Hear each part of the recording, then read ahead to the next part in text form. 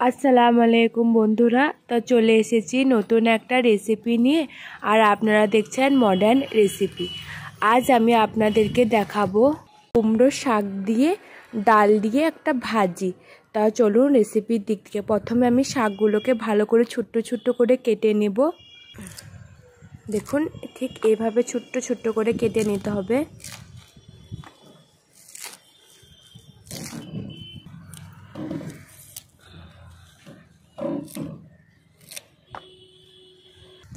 এই যে রেসিপিটা বানাচ্ছি, রেসিপিটা খেতে খুবই ভালো লাগে। একবার আপনারা বাড়িতে বানিয়ে দেখবেন আর ভিডিওটাকে একবারে শেষ পর্যন্ত দেখবেন, তবেই আপনারা বুঝতে পারবেন।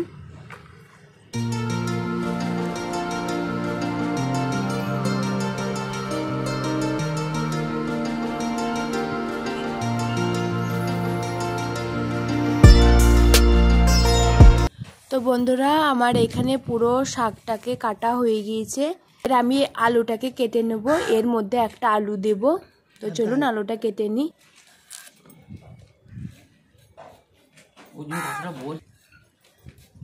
আলুটাকে এভাবে ভালো করে ছিলে নেব।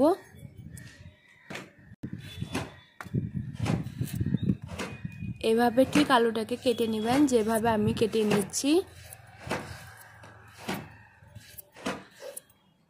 এই রেসিপিটা অবশ্যই আপনারা বাড়িতে একবার বানিয়ে দেখবেন, খেতে খুবই ভালো লাগে।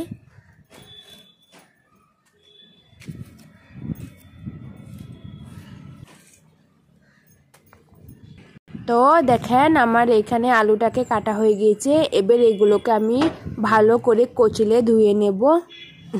তো দেখুন বন্ধুরা, এখানে আমি 150 মতন মসুর ডাল নিয়ে নিয়েছি। এটাকে এবার ভালো করে একবার কচলে ধুয়ে নেব।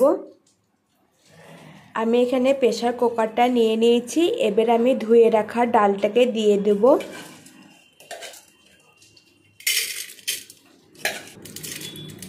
এর মধ্যে ধুয়ে রাখা কুমড়ো শাকটাকে এবার দিয়ে নেব।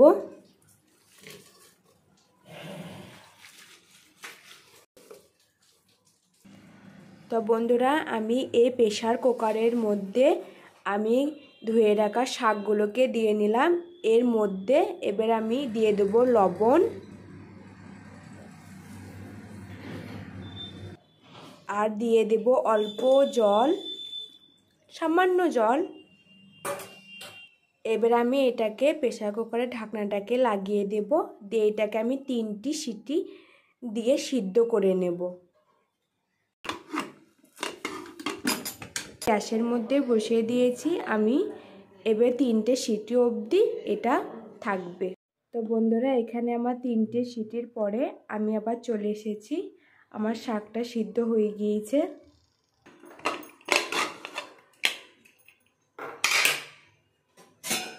এই দেখুন,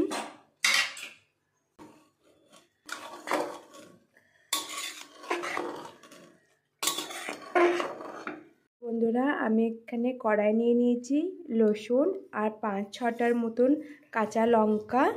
আর এর মধ্যে আমি ঢেলে দেবো সরষের তেল।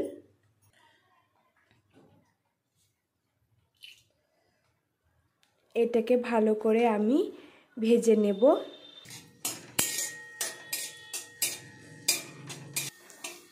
এখানে দেখেন লাল হয়ে গিয়েছে আমার। এবার এটা হয়ে গিয়েছে। এর মধ্যে সিদ্ধ করা শাকগুলোকে ঢেলে নেব।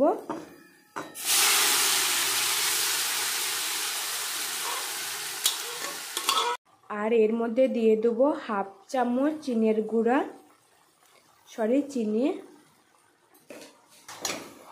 এবার ভালো করে একবার নেড়ে নেব।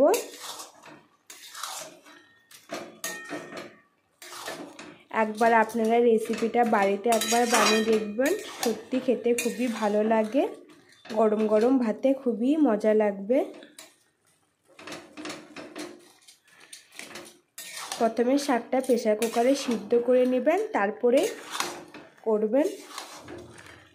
এত সুন্দর সেন্ট বেরোচ্ছে, আপনাদেরকে কি বলবো।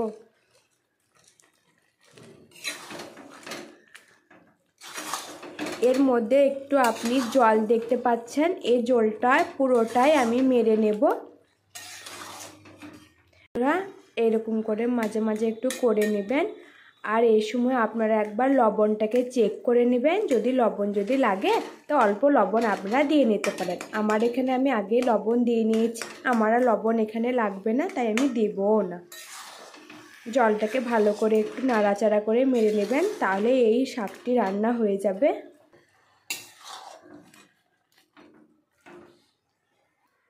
তো দেখুন বন্ধুরা, আমার এখানে কুমড়োর শাক রান্নাটা হয়ে গিয়েছে। বন্ধুরা, আমার এই শাক রান্নাটা হয়ে গিয়েছে। আর যদি আমার রেসিপিটা আপনাদের ভালো লেগে থাকে অবশ্যই একটা লাইক করে দিবেন, চ্যানেলটাকে সাবস্ক্রাইব করে দিবেন। তো আজ এই পর্যন্তই, আল্লাহ হাফেজ।